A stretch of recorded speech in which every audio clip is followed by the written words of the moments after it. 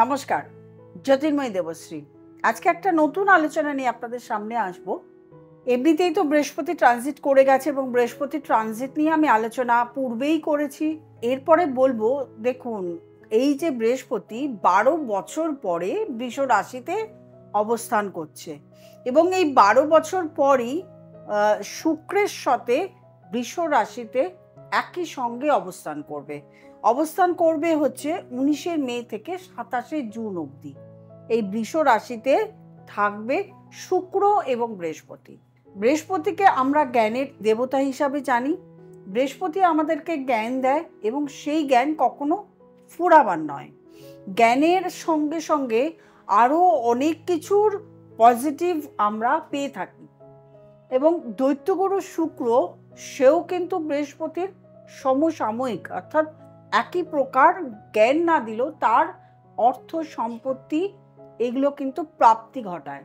সুতরাং দুটো গ্রহ যখন একসঙ্গে সহাবস্থান করবে এই 19শে মে থেকে সামনের 27শে জুন অবধি, তখন কিন্তু আমরা বিভিন্ন ঘটনা বা বিভিন্ন দিক থেকে প্রত্যেকটা রাশির অনেকটাই আমরা পজিটিভ দেখব, কিছু অংশে তো নেগেটিভ দেখবই। কারণ ঘরের উপর ডিপেন্ড করে কোন কোন ঘরে দৃষ্টি দিচ্ছে, কোন ঘরে অবস্থান করছে এবং কোন ঘরের থেকে অবস্থান এবং কোন ঘরে দৃষ্টি এবং কোন ঘরের থেকে ভাবে রয়েছে, এগুলো তো আছেই। তো সেই নিয়ে একটু আলোচনা রাশিগতভাবে করে নেব। যেমন মেষ রাশির দ্বিতীয় ঘরে অবস্থান করছে। দ্বিতীয় ঘর আমরা প্রত্যেকেই জানি যে এখান থেকে ধনাগম হয়।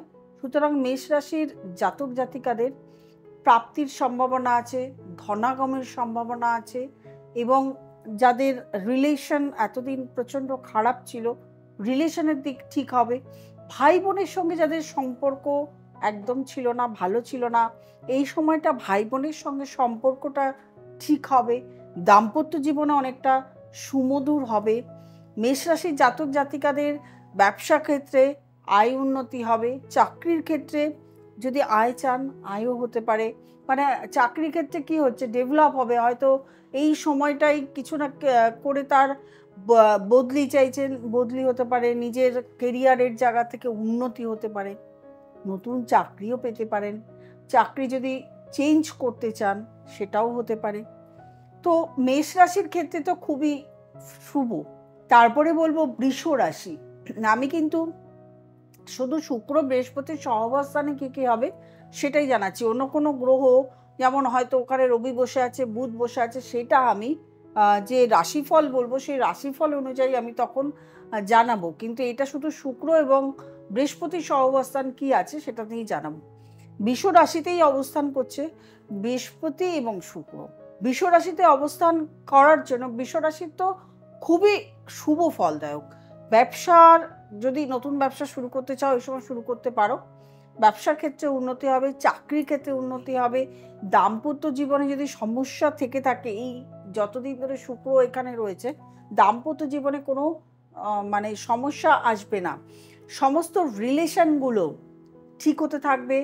সন্তানের দিক থেকে যাদের সমস্যা ছিল, সন্তান প্রাপ্তির ক্ষেত্রে যাদের সমস্যা হচ্ছিল, সন্তান প্রাপ্তি, সন্তানের শরীর স্বাস্থ্য, পড়াশোনা নিয়ে যাদের মানে সন্তানের পড়াশোনা নিয়ে যাদের ছিল, যাদের বিয়ে হচ্ছিল না, অনেক দিন ধরে বিয়ের চেষ্টা করছিলে, তাদের ক্ষেত্রে বিয়ের সুযোগ আসতে পারে।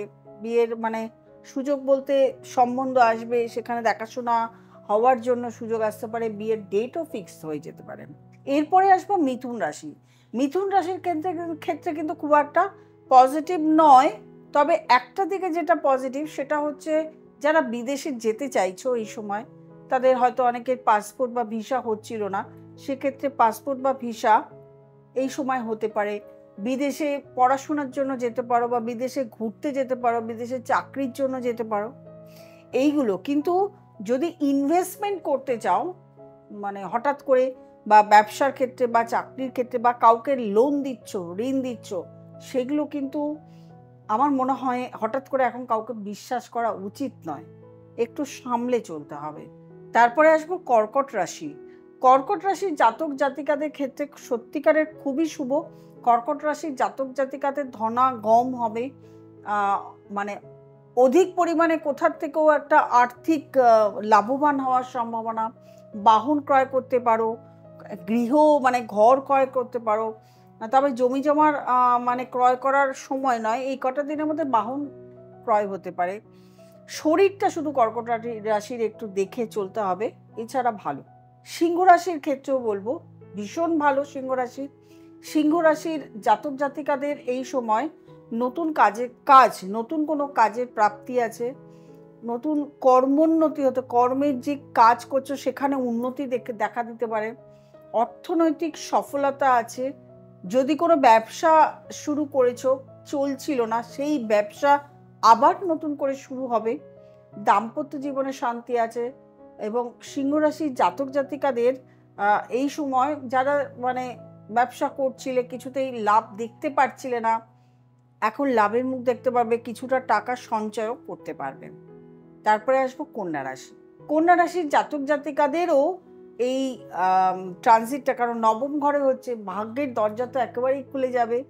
ভাগ্যটা এই সময়টাকে কাজে লাগাতে হবে কন্যা রাশির জাতক জাতিকাদের। কারণ কন্যা রাশিতে কেতু বসে থাকাকালীন কিন্তু অনেক সুযোগ সুবিধা পায়নি, অনেক জায়গা থেকে কিন্তু প্রবলেম ক্রিয়েট হয়েছে, নেগেটিভিটি হয়েছে। সেইখানে কিন্তু এই নবম ঘরে বৃহস্পতি এবং শুক্রের কম্বিনেশনে ভীষণ একটা ভালো সময়। এই সময় পড়াশোনার ক্ষেত্রেও শুভ সময়, চাকরি প্রাপ্তির ক্ষেত্রেও শুভ সময়, নতুন ব্যবসা শুরু করে সেটা এগোবে, যাদের ব্যবসা এতদিন চালু ছিল না সেই ব্যবসাও এগোবে, দাম্পত্য জীবন, সন্তান নিয়ে কোনো সব কিছুতেই একটা মানে যে নেগেটিভিটি ছিল সেই জায়গাতে আমরা কিন্তু এই সময়টাকে পজিটিভ দেখতে পারবো। এই যে বলি ট্রানজিটগুলো, যে আমি বলি ট্রানজিটগুলো বলার সময় শুধু গ্রহের কম্বিনেশনগুলো দেখে বলি কোন রাশিতে কি হতে পারে। আপনার জন্মছকে কোথায় কি বসে আছে সেটা কিন্তু আমি জানি না, সেটার জন্য date of birth, time, place দিয়ে দেখতে হবে। হয়তো আমি এখানে শুভ দেখছি, শুভ বলছি, দেখা যাচ্ছে আপনার ভালো হচ্ছে না। আপনি হয়তো অনেকেই আছে কমেন্ট বক্সে রাখেন কোথায় ভালো, কোনো কিছুই ভালো হচ্ছে না। ভালো হচ্ছে না মানে বুঝতে হবে সেই সময়টা আপনার গ্রহ কানেকশনগুলো ঠিক নেই এবং আপনার দশা অন্তর্দশাও খারাপ। হয়তো কোনো পাপগ্রহ এইখানে বসে আছে, ঠিক আছে, রাহু বসে আছে, আপনার হয়তো রাহু বা মঙ্গল বা অন্য কোনো গ্রহ এখানে বসে আছে বা কেতু বসে আছে। তাহলে কি হলো, আপনার যে সময়টা ভালো হবার সেই সময়টাকে আপনি ভালো হলো না।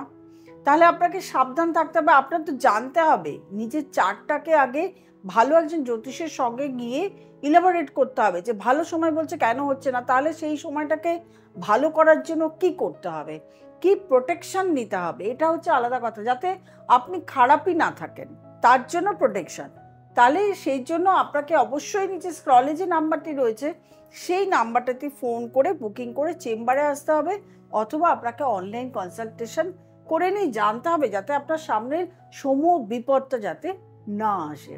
আর যারা নতুন প্রোগ্রাম দেখছেন আমার তারা অবশ্যই সাবস্ক্রাইব করবেন, লাইক করবেন, কমেন্ট করবেন, শেয়ার করবেন এবং নোটিফিকেশন অল বেলটি প্রেস করতে ভুলবেন না। অনেকেই আমাকে বলেন আমি তো একটা প্রোগ্রামের নোটিফিকেশন পেয়েছি আর পাইনি, অর্থাৎ আপনারা নোটিফিকেশন অলটা করেননি, সেই জন্য আপনাদের কাছে নোটিফিকেশন যাচ্ছে না।